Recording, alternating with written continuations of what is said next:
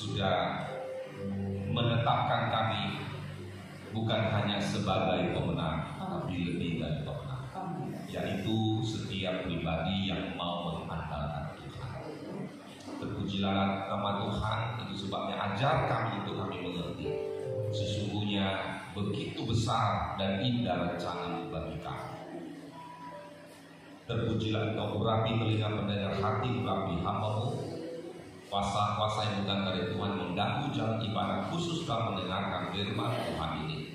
Bersama kami tolong usir keluar dalam nama Yesus Kristus. Darah Yesus berkuasa. Oleh darah anak domba Allah iblis dikalahkan. Dengan kemenangan yang Tuhan beri, kami akan duduk dengan tenang mendengar dan menikmati firman di dalam nama Yesus. Amin. Silakan duduk Bapak Ibu. Kami mengucapkan selamat pagi, selamat bersekutu di dalam kasih sayang dari Tuhan Yesus.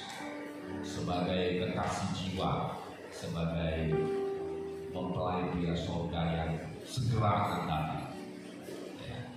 Sebab itu janganlah kita mengalami satu kemerosotan. Ya, jika ada di antara saudara berkata mau bangun, itu artinya Roh Kudus sudah menjamah hidupmu, tapi engkau harus betul-betul, saudara. Ya, jangan berlenga-lenga lagi.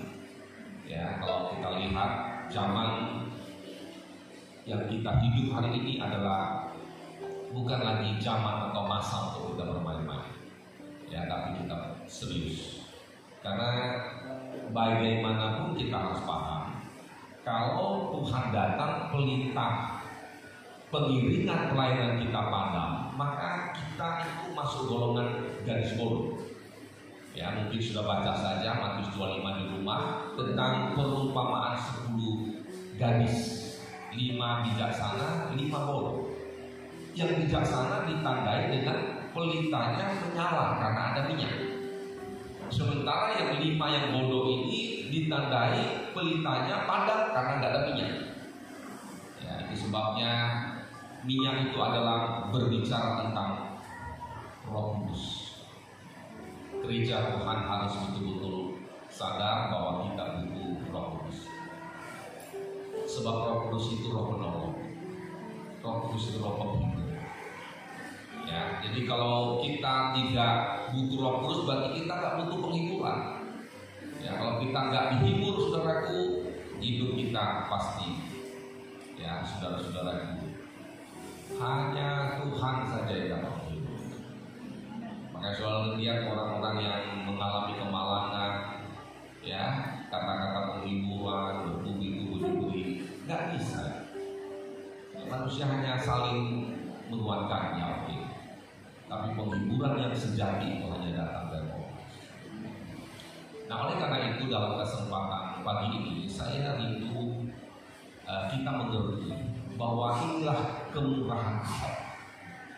Kita bisa hidup, kita bisa beraktivitas, itu kemurahan Tuhan. Kita bisa beribadah, itu kemurahan Tuhan. Kita bisa melayani, itu juga kemurahan Tuhan. Nah, kalau kita mengambil satu ayat saja dulu dalam 1 Petrus 2 ayat 10, di sana dia kata begini, kamu yang dulu bukan umat, ya, tetapi sekarang telah menjadi umat. Lanjut. Yang dahulu tidak dikasihani, tetapi yang sekarang telah beroleh belas kasihan. Belas kasihan Tuhan inilah yang saya sebut kemurahan Tuhan. Ya, dulu kita bukan umat. Ya, kamu, saya dan saudara. Ya, kalau kita mau mengerti, Alkitab mengajar hanya di seluruh dunia ini, apapun bangsanya, ya, suku apapun dia, bangsa apapun, ya, hanya terdiri dari 2 kelompok besar. Satu disebut bangsa Israel, umat pilihan Tuhan, dan satu lagi bangsa kafir. Ya, hanya ada 2 golongan besar di mata Tuhan. Nah, itu sebabnya Bapak Ibu kita harus mengerti, kita ini notabene kita bangsa kafir. Yang dahulu katanya bukan umat pilihan kita. Sungguh Alkitab mengajar yang dipilih Tuhan Israel. Ya, mulai dari pemanggilan Tuhan kepada Abraham untuk keluar dari Ur Kasdim, kota keberhala. Dan itu sebabnya kalau sekarang kita sudah mendapatkan kemurahan Tuhan, kita harus mengerti dasar panggilan Tuhan, dasar Tuhan memilih umatnya adalah harus mau keluar. Korintus bilang apa? Kita harus mau dipisahkan. Nggak boleh. Kalau saudara tak mau dipisahkan, saudara akan seperti langit dan bumi ketika Tuhan pada awalnya menciptakan. Langit belum berbentuk dan coba Kejadian pasal 1. Ya, kita lari sedikit ke sana dulu, nanti kita balik. Kejadian 1 ayat berapa itu? Kejadian pasal 1 ayat kedua, demikian firman Tuhan, bumi belum berbentuk dan kosong, gelap gulita menutupi samudera raya, dan Roh Allah melayang-layang di atas permukaan air. Ya, gelap gulita. Mungkin terjemahan lama bilang kelam kabut. Ya, gelap gulita. Nah, saudara-saudara, inilah kondisi. Ya, artinya tidak ada ruang Tuhan. Ya, campur bau. Kalau kita tidak sungguh-sungguh mau dipisahkan, kita sebenarnya masih ada pada situasi yang menyedihkan. Kita sedang berbicara perkara-perkara rohani, ya, bukan bicara perkara jasmani. Sebab sorga itu hanya diperuntukkan kepada orang-orang yang mengerti hal-hal yang rohani. Hal-hal yang rohani itu berbicara bagaikan mutiara, ya, yang berharga. Jika ada seorang menemukan mutiara berharga di satu tempat, maka dia akan berjuang untuk menggali sampai dia menemukan. Dia rela menjual apapun itu. Sama seperti Rasulullah ketika dia mengenal Yesus, ya, apa yang dia kerjakan? Dia tinggalkan semua. Dulu yang berharga katanya sudah sampai karena pengenalan akan Tuhan Yesus. Hari ini kita perlu belajar sebagai jemaat, sebagai para pelayan Tuhan, kita harus betul-betul bertumbuh dalam pengenalan. Agar apa? Agar kita boleh berlari menuju sasaran yang ditentukan. Ya, dunia penuh persoalan, Bapak Ibu. Ya, itu sebabnya marilah kita mau menjadi umat yang dipilih. Ya, dulu kita bukan umat kata Petrus, tapi sekarang sudah menjadi umat karena kemurahan.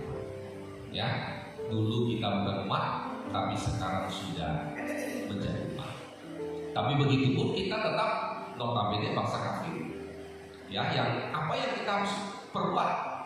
Ya, perhatikanlah kemurahan. Ya, kemurahan Tuhan. Dan kalau kita tidak mau memperhatikan kemurahan Tuhan, kekerasan Tuhan. Karena Roma pasal 11 ayat 22 lebih jelas. Ada dua.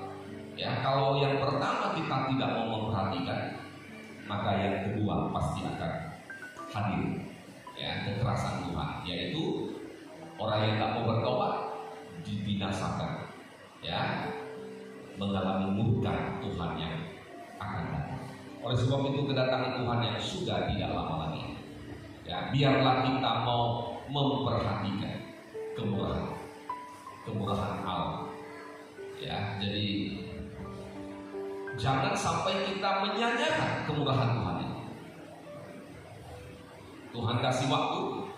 Ya, setiap pagi, apakah saudara menyadari ketika kau bangun pagi, adakah kau berkata kepada Tuhan, Tuhan terima kasih untuk umur panjang, Tuhan terima kasih untuk kekuatan, kesehatan, kesempatan. Untuk apa? Untuk kita pakai kesempatan. Ya, pernah saudara baca Ayub ketika iblis dikasih kesempatan? Oh, saya membaca mengerikan dan tidak main-main. Betul. Baca tolong di Kejadian di Ayub pasal 1 sampai pasal 5. Setelah satu sisi Ayub dihantam habis-habisan.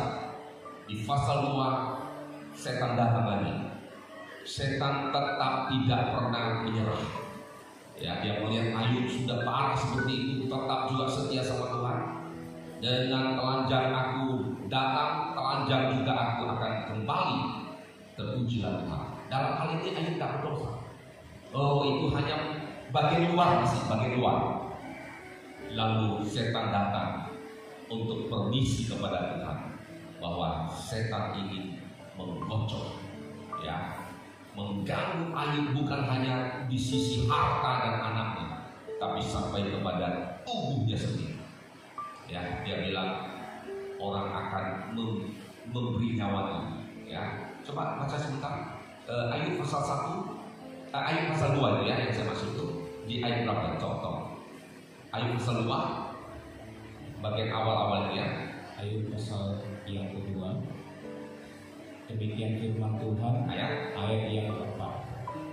Ayat pasal 2 ayat keempat. Lalu jawab iblis kepada Tuhan, kulit ganti kulit, orang akan memberikan segala yang dipunyainya ganti nyawanya. Demi nyawa mesti dia akan korbankan, ya, memberikan segala yang dipunyai termasuk iman. Ya, barang yang paling berharga dalam kehidupan kita sebagai orang percaya adalah iman. Ya, iman pun kira-kira begitulah maksud setan.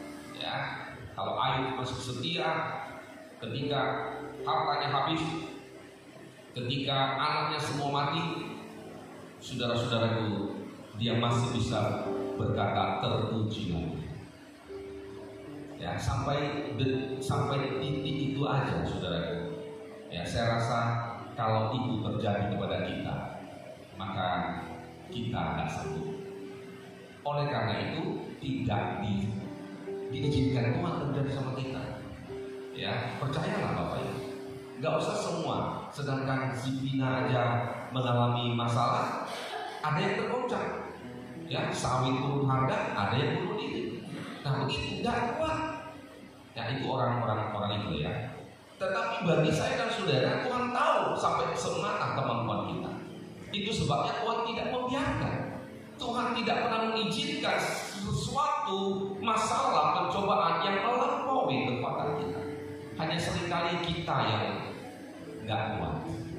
Ya, itu sebabnya marilah kita belajar Bapak Ibu.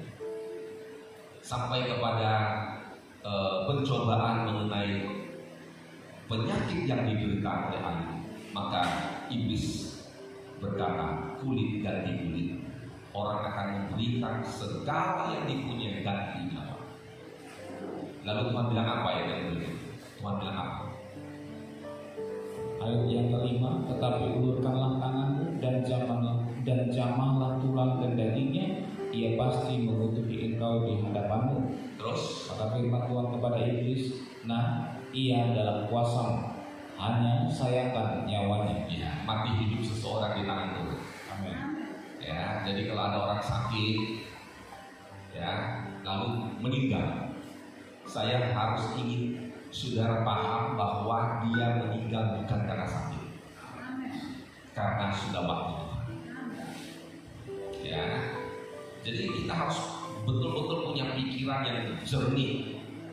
Ya, jangan kita berpikir aku sudah berdoa, sudah begini, sudah begitu, tapi kok mati ya? Ya, ada orang Kristen sendiri tanya, ya, kita bicara Tuhan yang hebat, tapi mana? Ya, kita bicara kedatangan Tuhan, tapi mana? Dari dulu waktu kecil sampai tua, kamu putih, Tuhan bilang mau datang terus. Hati-hati, ya. Tanda-tanda akhir zaman yang sudah disampaikan yang lalu, yaitu salah satu adalah pengejek. Marilah kita tetap belajar percaya. Ketika firman Tuhan disampaikan, dengar dengan sungguh-sungguh lewat pertolongan Roh Kudus sehingga kita bisa mengerti, kemudian bisa percaya, dan kemudian kita diberi kesempatan untuk mempraktekkannya dalam hidup. Itulah artinya firman itu tertulis di akal budi, di hati, dan di tangan. Ya, itu 3 bagian dalam kehidupan manusia. Dan kalau sudah ada firman di akal budi, bukan untuk siapa lebih jago hafal ayat, siapa lebih jago ngomong firman. Sama seperti ujian. Ketika tadi pagi sebelum awal ibadah ini kita doa lain-lain, ya, yang selagi masih rumah. Semalam ada acara di sebelah, saya mendengar pujian itu dinyanyikan. Tapi saya hanya merasa bahwa mereka menyanyi karena saudara-saudara penampilan suara bagus. Bagi Tuhan bukan itu nilai yang bagus. Bagi Tuhan walaupun suara kita pas-pasan. Ya, ada seorang yang melayani Tuhan, suaranya pas. Ya, jadi sehingga kalau saya yang main gitar, saya sudah tahu tidak boleh dia duluan yang mulai, harus saya yang mulai. Jadi saya perhatikan suasananya, sudah mau mulai, saya mulai supaya dia lari. Ya, dan memang itu pemberian Tuhan, itu kondisinya nggak apa-apa. Ya, walaupun suara pas-pasan, tapi hatinya tulus sama Tuhan, itu yang penting. Jadi pagi ini kalau kita nyanyi, perhatikan hati kita. Ya, izinkanlah setiap kata kalimat yang kita keluarkan itu benar dari hati kita. Bukan karena ya memang sebagian harus lihat teks, ya, lihat layar. Saya pun demikian. Ada lagu-lagu yang saya tak hafal semuanya. Saya mesti terpaku kepada layar. Dan saya sangat mengharapkan pemegang laptop itu jangan sampai salah gitu. Jadi salah dia, aku salah juga. Ya begitu. Karena tidak semua kita hafal. Tetapi yang penting adalah kata-kata itu betul-betul keluar dari hati kita. Ya, kalau Tuhan masih memberikan kesempatan, kalau kita masih kuat, mari pergunakan kekuatan kita. Karena dulu notabene kita bukan bangsa Israel dan umat pilihan. Kita ini masuk golongan bangsa kafir. Ya. Tetapi kata Petrus tadi, oleh karena apa? Kemurahan. Ya, ya. Oleh karena apa? Ya. Sekarang yang telah beroleh belas kasihan. Jadi belas kasihan Tuhan itulah kemurahan Tuhan yang harus kita perhatikan. Ya, kalau saja bangsa Israel, ya, yang menolak Tuhan, Tuhan binasakan.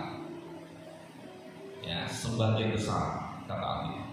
Coba Roma 11, 25 dan 26. Oke? Roma pasal yang ke-11 ayat yang ke-25. Demikian firman Tuhan, penyelamatan Israel. Sebab saudara-saudara, supaya kamu jangan menganggap dirimu pandai, aku mau agar kamu mengetahui rahasia ini. Mengetahui rahasia ini. Terus apa? Sebagian dari Israel telah menjadi tegar sampai jumlah yang penuh dari bangsa-bangsa lain telah masuk. Sebagian dari Israel telah menjadi tegar sampai hari ini. Mereka tetap menolak Yesus itu Mesias.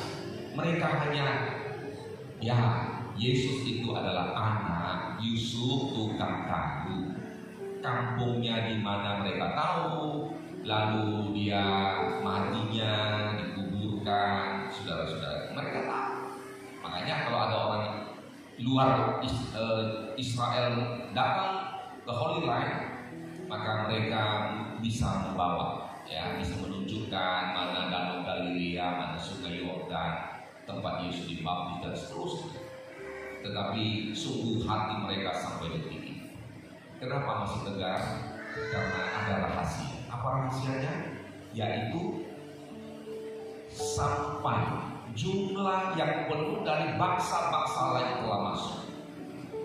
Hari ini saya melihat dunia maya. Ada begitu banyak yang dulu menentang, dulu membakar, dulu membunuh pendeta-pendeta. Hari-hari ini mereka sudah mulai datang. Bukan dengan cara penginjilan, tapi dengan cara satu demi satu Tuhan secara pribadi datang kepada yang bersama. saudara-saudaraku, waktu kerusuhan tahun 98, seorang tokoh, saudara-saudaraku, yang begitu anti, ya, sampai dia berkata lewat satu gereja dia suka lempar batu. Dan hari ini katanya kalau gereja itu mengundang dia, katanya persembahan yang paling gede di tahun ini sudah dipanggil Tuhan. Jadi belum penuh, tapi akan segera penuh. Tapi jangan sampai saudara sebagai jemaat Tuhan yang sudah lama di kandungan ibu masing-masing sudah Kristen, ya, kecuali ada beberapa saja, Pak. Yang hadir di sini saya bisa pastikan hampir 99% waktu kita di kandungan ibu kita masing-masing sudah Kristen, kecuali beberapa. Ya, sebab itu jangan sampai kita gak memperhatikan kemurahan Tuhan. Ya. Kalau kita berbicara tentang kemurahan Tuhan, perhatikan. Kalau kita bisa setia dalam pelayanan dan setia dalam mengikuti Tuhan, bukankah itu sebuah kemurahan? Coba 2 Korintus 4 ayat 1. 2 Korintus 4 ayat 1. 2 Korintus pasal yang keempat ayat yang pertama. Harta rohani dalam bejana tangan. Ya. Oleh kemurahan Allah kami telah menerima pelayanan ini. Karena itu kami tidak tawar hati. Oleh kemurahan. Jadi kita yang bisa melayani itu semua oleh apa? Kemurahan. Oleh kemurahan. Saudara bisa duduk dengar firman di sini, semua itu oleh apa? Kemurahan. Sebab itu betul-betul saudara harus memperhatikan. Kalau Tuhan bangunkan setiap pagi, itu artinya setiap pagi itu yang engkau masih bisa hirup udara segar, itu ada kemurahan di dalam. Kemurahan Tuhan lebih dari. Gak ada yang bisa melampaui oleh kemurahan. Banyak orang punya harta tapi gak dapat kemurahan. Gak ada kesempatan. Makanan berserak tapi ini dilarang, itu dilarang. Oh, benar. Ya, kalau saya sampai hari ini belum ada yang melarang. Ya di samping memang saya gak pernah ke dokter, tapi saya lihat gak ada. Yang kaki bengkak lah, yang kaki teka-teka lah, ya, hanya masalah obat itu saja. Tapi saya tetap percaya. Ya, saya hanya menyerah kepada Tuhan. Kalau satu waktu nggak bisa buka lagi, saya harus pergi. Ya, saudara harus relakan saya pergi. Ya, dan saya percaya semua itu pasti akan baik-baik berjalan seperti biasa. Kita tidak perlu khawatir, kita tidak perlu bimbang. Jadi semua oleh karena kemurahan. Saya bisa melayani, para pelayan bisa melayani, saudara bisa mengikuti Tuhan dengan baik. Ada yang datang dari sekitar lokasi gereja, ada yang datang dari kota, ya, itu semua karena kemurahan. Jangan sampai kita menyia-nyiakan kemurahan belas kasihan. Ya, makanya kalau kita mendapatkan kemurahan Tuhan, ya, hati kita tetap kuat, ya, bertahan dan kuat. Ya, meskipun kita tidak mengerti kenapa ini maksudnya. Ya, saya teringat waktu keluarga jemaat yang mengalami kemalangan. Ya, anaknya dipanggil Tuhan, oh sedih suami istri. Nah, lagu ini saya ingat dinyanyikan. Bertahan dan kuatlah saat pencobaan silih berganti, meskipun kau tak mengerti mengapa hal itu terjadi. Pandanglah kasih mempelai surga di atas segala. Saudara percaya bahwa Tuhan tahu segala kesusahan kita? Makanya bertahan dan kuat. Ya, memang terkadang setan ingin menekan, memberikan satu rasa, bukan rasa asli, rasa manis, rasa gak kuat. ujian ini kita harus berkata kepada Tuhan, kuatkan saya, dan kita harus tetap kuat. Ya. Meskipun pencobaan silih berganti, kita nggak ngerti kenapa ini, kenapa. Tapi kita harus percaya, walaupun kita nggak mengerti, kita harus percaya bahwa Tuhan, saudara-saudaraku, oleh karena kemurahan Tuhan, kita telah menerima, kita bisa melayani Tuhan, kita bisa mengiring Tuhan, kita bisa berkorban, kita bisa apa saja yang kita lakukan. Semua itu untuk hormat kemuliaan bagi Tuhan. Segala sesuatu dari Dia, oleh Dia, kepada Dia, bagi Dia. Belajar kita mengingat firman. Apapun yang kita miliki dari Dia, oleh Dia, kepada Dia, lalu yang terakhir bagi Dialah. Jadi semua gak ada andil kita. Jangan pernah kita merasa, oh ini karena aku. Jangan. Engkau sudah menyimpang kalau engkau punya pikiran. Apapun yang kita lakukan semua oleh Dia, dari Dia. Dan itu sebabnya harus alamatnya kepada Dia. Ya.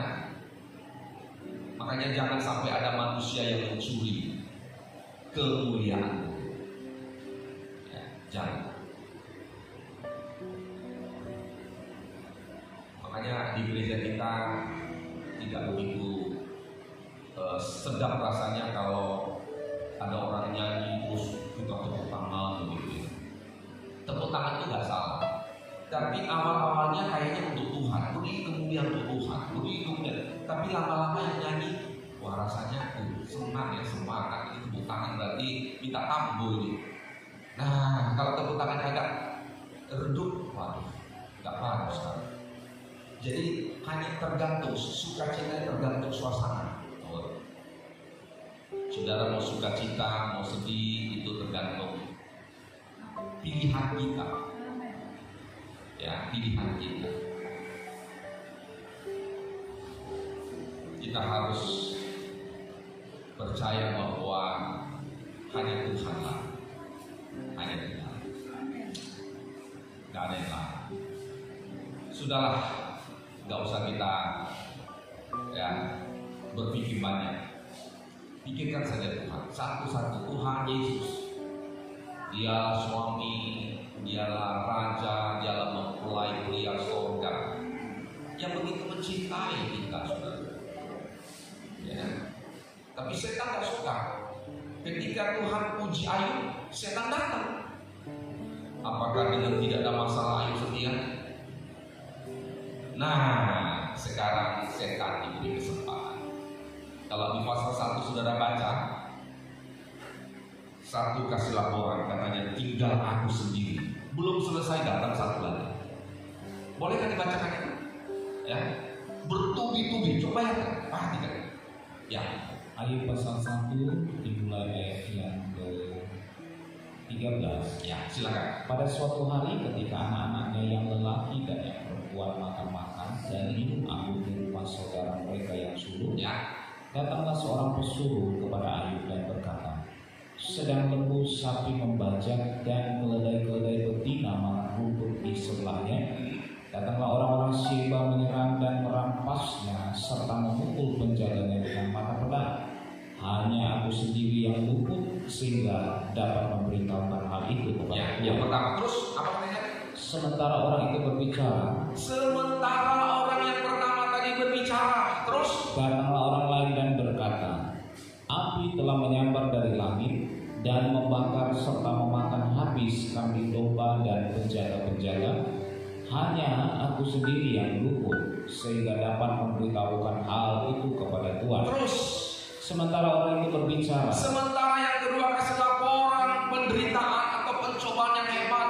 Sementara yang kedua belum selesai berbicara. Sementara orang itu berbicara, datang orang lain lagi dan berkata apa? orang-orang Kasdi membentuk 3 pasukan, lalu menyerbu unta-unta dan merampasnya serta memukul penjaganya dengan mata pedang. Hanya aku sendiri yang luput sehingga dapat memberitahukan hal itu. Lanjut. Sementara orang itu berbicara, Sementara orang ketiga berbicara, datanglah orang lain dan berkata, anak-anak tuan yang lelaki dan yang perempuan sedang makan dan minum anggur di rumah saudara mereka yang suluk. terus Maka tiba-tiba angin ribut bertiup dari seberang padang gurun. Rumah itu dilandanya pada 4 penjurunya dan roboh menimpa orang-orang muda itu sehingga mereka mati. Hanya aku sendiri yang luput sehingga dapat memberitahukan hal itu kepada Tuhan. 4 orang ini seolah-olah berlomba. Satu belum selesai bicara, datang yang kedua. Kedua belum selesai bicara, datang yang ketiga. Ketiga belum selesai bicara, keempat. Habis yang keempat, belum. Maka berdirilah Ayub lalu mengoyak jubahnya dan mencukur kepalanya. Kemudian sujudlah ia dan menyembah. 21. Katanya, dengan telanjang aku keluar dari kandungan ibuku, dengan telanjang juga aku akan kembali ke dalamnya. Tuhan yang memberi, Tuhan yang mengambil, terpujilah nama Tuhan. Dalam hal ini Ayub tidak. Dalam kesemuanya itu Ayub tidak berbuat dosa dan tidak menuduh Allah berbuat yang kurang patut. Saudaraku, sudah sampai separah itu. Ada di antara saudara yang bayang-bayangkan ini kalau terjadi begini kita tetap kuat? Coba. Habis semua, bukan hanya semina aja. Habis semua, termasuk orang tua bilang pinopare, keturunan habis, nggak ada disisakan. Ya. Tapi dalam kesemuanya itu Ayub tidak berbuat dosa dan tidak menuduh Allah berbuat yang kurang. Seringkali kan daging kita gak bisa terima. Ya, aku sudah setia, aku sudah melayani Tuhan, apalagi yang sudah kasih berbuat. Ya, kalau yang belum ya belajarlah untuk belajar, ngertilah begitu aja. Oh sudah setia aku iring Tuhan, melayani Tuhan, gak absen, milik Tuhan pun sudah dikembalikan, tetapi kenapa hal ini terjadi? Kira-kira lanjutkan apa yang kita harus kerjakan kalau itu terjadi? Pandanglah.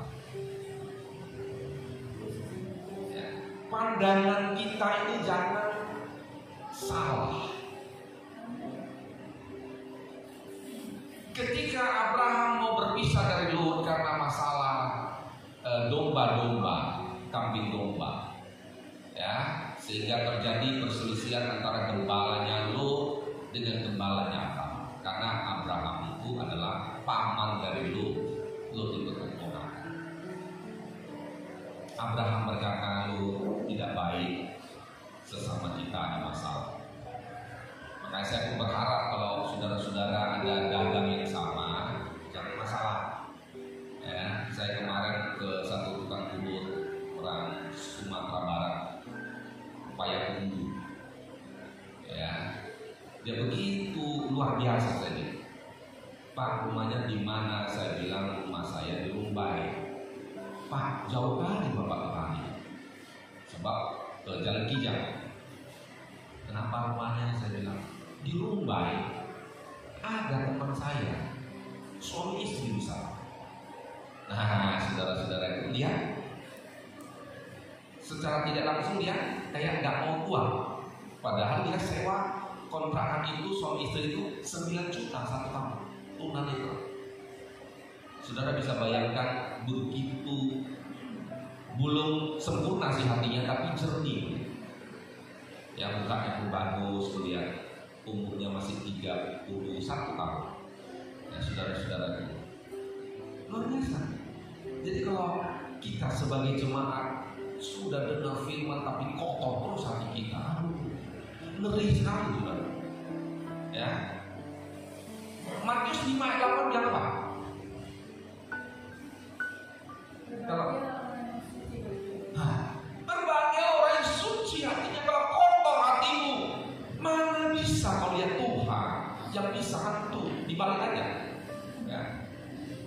Tuhan dibalik jadi hantu. Makanya tiap hari yang dilihat hantu terus, ngeri kali hidup kita. Ya, supaya kita bisa melihat Tuhan, maka hati kita perlu dibersihkan. Bersih semua kayaknya ya. Puji Tuhan lah kalau bersih semua. Semoga damai sejahtera dari Allah Bapa di dalam nama anaknya Tuhan Yesus Kristus dan dalam persekutuan Roh Kudus menyertai saudara sekalian. Tapi kalau masih kotor, jangan pura-pura bersih. Ya, nggak usah tutup. Nanti Tuhan akan bawa pengkhotbah terakhir, ayat terakhir. Ya, dengan cepat. Pengkhotbah pasal yang ke-12 ayat yang ke-14. Karena Allah akan membawa setiap perbuatan ke pengadilan yang berlaku atas segala sesuatu yang tersembunyi. Yang apa? Yang apa? Yang tersembunyi. Bapak Ibu masih bisa lihat, bisa baca. Apa katanya? Yang tersembunyi. Entah itu baik, entah itu jahat. Nah, itu dia. Kalau kita berbuat baik kita sembunyikan, bagus. Memang Alkitab pun bilang begitu. Apa yang tangan kanan kasih, janganlah tangan kiri tahu. Ya, hanya itu tidak masuk kepada bicara milik Tuhan. Kalau milik Tuhan harus ada nama, supaya ada suasana doa yang dipanjatkan. Ya, setiap doa, baik pagi maupun doa rangka. Ya, saya selalu katakan mereka yang setia dalam pembayaran berkati, ya, jauhkan belalang-belalang, karena itu jadi Tuhan. Yang belum mengerti istimewa mengeraskan hati, ulurkan tangan belas kasihan kemurahan supaya mengerti dan lembut hati. Jangan keras, karena orang yang hatinya keras itu benih sehebat apapun, dari hidung pesek sampai hidung mancung setengah meter yang menyampaikan firman, ya, dengan topik, ya, perikop apa semua dimainkan surat, tetap gak satu tumbuh karena keras tangan. Tapi kalau lembut tanah hati kita, benih itu jatuh, tinggal dipupuk, jangan subur. Ya, tergantung tanahnya, tergantung hati kita. Ya, karena itu Bapak Ibu, ya, tersembunyi, ada yang baik yang disembunyikan juga akan dibawa. Tersembunyi, ada yang jahat yang disembunyikan juga akan dibawa ke pengadilan yang terakhir. Itu berlaku atas segala sesuatu. Segala sesuatu, gak ada yang bisa terselip. Ya, hari-hari ini mungkin dalam hidup di dunia ini banyak yang terselip, banyak yang simpang siur, banyak yang lupa. Tapi nanti pengadilan Tuhan gak ada yang kita bisa berkata, gak bisa ngomong. Tuhan tunjukkan ini yang tersembunyi, gak bisa ngomong. Dan itu memang kenyataan. Bagaikan sebuah layar tentang diri kita. Dibukakan kata Wahyu 20 kitab. Ya, kitab yang pertama kitab catatan pribadi kita. Itulah yang kalau orang sekolah itu rapor kita. Ya. Dan yang kedua itulah yang disebut kitab Alkitab kita. Itu yang kalau kita menolak kata Yohanes pasal 8 apa 10 itu, maka firman itulah yang akan dihakimi. Ya. Dan yang ketiga ada kitab kehidupan. Di dalamnya terdapat nama-nama orang yang sudah mengalami kelahiran baru. Sebab itu gereja Tuhan tanpa mengalami proses kelahiran baru itu tidak ada nama yang tercatat. Saudara sudah pernah dengar kok bahwa Tuhan Yesus mati dia di Lima Luka. Di Luka yang keberapa Yesus mati? Saya mau tanya saudara. Saya berkata kalau saudara bilang di Luka kelima dia mati, Yohanes 19:3. Baca dengan cepat. Demikian firman Tuhan, Yohanes pasal 19 ayat yang ke-33. Tetapi ketika mereka sampai kepada Yesus dan melihat bahwa ia telah mati, mereka tidak mematahkan kakinya. Kata mati di sini nggak ada dijelaskan di luka yang keberapa dia mati loh. Kan Yesus mati dengan 5 luka. 2 kiri kanan beda bilu-bilu ya, itu cambukan mahkota dulu beda. Yang paling ditunjukkan firman luka di tangan kiri, tangan kanan, kaki kiri, kaki kanan 4. Yang terakhir lambung. Di sini nggak dijelaskan. Ya, tapi ayat 34 sudah bisa ngerti. Tetapi seorang dari antara prajurit itu menikam lambungnya dengan tombak dan segera mengalir keluar darah. Waktu Yesus mati udah ada lubang di lambungnya? Belum. Berarti Yesus mati di luka ayat berapa? Halo? 4. Bisa ngerti saudara? Ya, saya harap saudara bisa nangkap dengan baik. Di luka keempat Yesus sudah mati. Lalu luka yang kelima itu untuk siapa? Itu sebabnya luka terakhir, luka yang terbesar, dan yang keluar tidak hanya darah, tapi darah dan air. Darah itu menggambarkan pengorbanan Tuhan, dan itu juga berbicara tentang pertobatan. Mezbah korban bakaran, di situ dah mengerikan pandangan. Nah, kalau kita pandang Yesus yang benar, waktu dia dicambuk, waktu dia dimahkotakan bumi dan segala macam penderitaan yang dia alami, ngeri pandangan itu. Bahkan Yesaya sampai berkata bukan seperti manusia lagi. Yang baca Yesaya 52 itu, bukan seperti manusia lagi. Ya, mungkin kalau bisa dikatakan lebih kasar seperti binatang gitu ya. Gak bentuk manusia lagi itu maksudnya. Tapi walaupun disamakan dengan kondisi yang tidak layak, tujuannya ada. Tujuannya supaya dia mengangkat hidup kita yang tidak layak menjadi layak. Kehidupan yang tidak berguna menjadi berguna. Itulah tujuan. Kenapa sampai Yesaya 52 mencatat tidak bisa lagi dipandang, ngeri. Tidak juga bisa disamakan dengan manusia. Kalau nggak manusia apa? Cuman kalau saya lanjutkan itu kayaknya ada mungkin sebagian nggak enak dengar. Ya, kalau kita bicara di Petrus ada babi, ada anjing gitu. Nah, kalau bukan dalam bentuk memarah orang, itu ajaran. Ya loh, babi sudah mati kembali ke kubangan, anjing muntah jilat balik. Makanya kalau anjing muntah biarkan aja, habis nanti. Ya, itu bicara dosa, tabiat dosa. Baik itu pikiran, perkataan, perbuatan yang hari ini kita rindu supaya menjadi seperti Tuhan. Tuhan ubah. Baik perkataan kita diubah, pikiran kita berubah, hati kita berubah, perbuatan kita juga berubah. Itulah yang kita rindukan. Ya, 4 luka sudah mati, tapi luka yang kelima itu istimewa besar, karena bukan paku, bukan lubang paku, tapi lubang tombak. Semua mengerti bentuk tombak.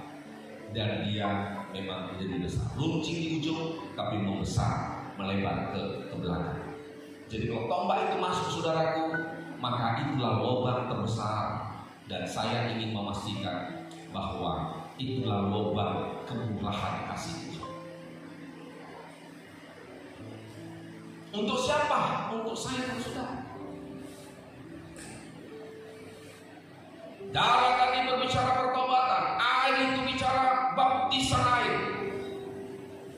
Itu sebabnya hari-hari ini gereja harus mengalami kelahiran baru lewat proses bertobat dan lahir baru, sampai kita mengalami sebuah hidup yang disebut hidup dalam kebenaran, hidup dalam rencana Tuhan. Itulah yang sangat penting. Bapak Ibu, marilah kita belajar. Saya hanya ingin ingatkan supaya saya tidak lupa. Jangan pernah membiarkan pelita kita padam. Jadilah gereja yang bijaksana, bagaikan 5 gadis bijaksana. Ada pelita, ada minyak. Dan ketika kedatangan Tuhan yang tidak lama ini segera akan terjadi, maka percayalah, hanya pelita yang menyala yang diperbolehkan masuk dalam pesta perkawinan anak domba yang penuh bahagia. Hari ini mungkin kita memiliki satu kekurangan yang sangat jelek. Ya. Dari 7 jemaat di Asia Kecil, Wahyu 2 dan 3, yang paling jelek itu adalah Laodikia, jemaat yang terakhir, yang ditulis dalam kitab Wahyu. Tetapi Tuhan pun berkata, barang siapa menang. Ya. Terakhir, Wahyu 3:21. Ini jemaat yang paling jelek. Wahyu pasal yang ketiga ayat yang ke-21. Ya. Barang siapa menang, ia akan kududukkan bersama-sama dengan aku di atas tahtaku, sebagaimana aku pun telah menang dan duduk bersama-sama dengan Bapakku di atas tahta. Ya. Masih Tuhan memberikan satu pengharapan. Maka oleh sebab itu, saudara-saudaraku, kalau kita mengerti, kalau kita masih diberikan Tuhan hidup sampai hari ini, itu berarti di dalam kehidupan kita ada pengharapan Tuhan. Sampai kapanpun kalau kita masih diberikan Tuhan umur panjang, kekuatan, kesehatan, kesempatan, itu berarti semua hari yang kita terima itu umur panjang yang kita terima, kesempatan yang kita terima, di dalamnya ada kemurahan Tuhan, saudara-saudara. Sebab itu perhatikan sungguh-sungguh. Ya, jelek Laodikia. Ya, sampai Tuhan bilang muak. Coba kalau Bapak Ibu dengar ada orang tua sampai ngomong sama muak, lihat kau, itu berarti sudah keterlaluan, sudah. Ini Tuhan ngomong muntah. Jemaat Laodikia seperti muntahan, saudara. Ya, ada orang yang simpan muntahan, langsung satu ember air, supaya hilang semua bekas-bekas bau. Nah, jemaat Laodikia sampai bagaikan muntah, tapi Tuhan masih mau membiarkan dosa. Barang siapa ia akan dudukkan bersama dengan aku. Duduk bersama Yesus. Sama seperti pengantin 31 Oktober, 8 November, duduk bersama. Oh, itu sebabnya kalau nggak dihias, aku yakin Nando pasti akan, nggak ngerti lagi kalau sempat kita nggak dihias waktu itu. Dia pakai sarung, dia pakai baju habis bikin kue, ya. Ada bercak-bercak mentega di sini, ada cabai rawit di sini. Tuh, aku yakin pasti itu artinya pengantin perempuan itu ada sesuatu yang gak beres. Wah, untuk itu dia bangun pagi-pagi. Yang gak pernahnya bangun subuh, jadi bangun subuh, itulah pengantin. Ya, apa yang gak pernah kau alami hari-hari ini, mari bangun, alami lah dengan Tuhan. Ya, saudara-saudara, dihiasi. Satu waktu kita akan dihidupkan bersama Tuhan. Percayalah, jangan pernah ragu. Yang penting kita jalan lurus saja, lurus saja jalannya, jangan bengkok ya. Ya, kalau masih ada yang bengkok, luruskan.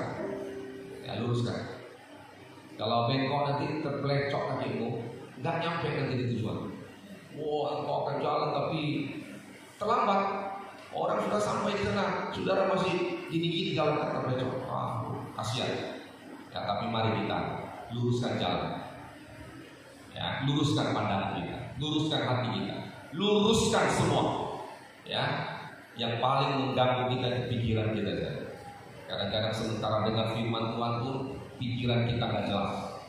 Ya, mari jernihkan pikiran, luruskan pandangan, pandanglah Yesus mempelai sorga. Dia tahu segala kesusahan. Mari kita kuduskan lagi, kita berdoa. Haleluya.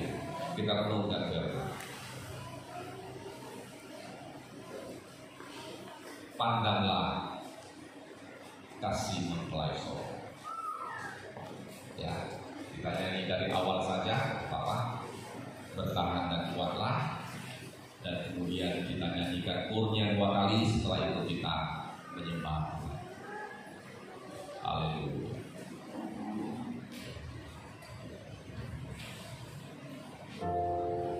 Bertahan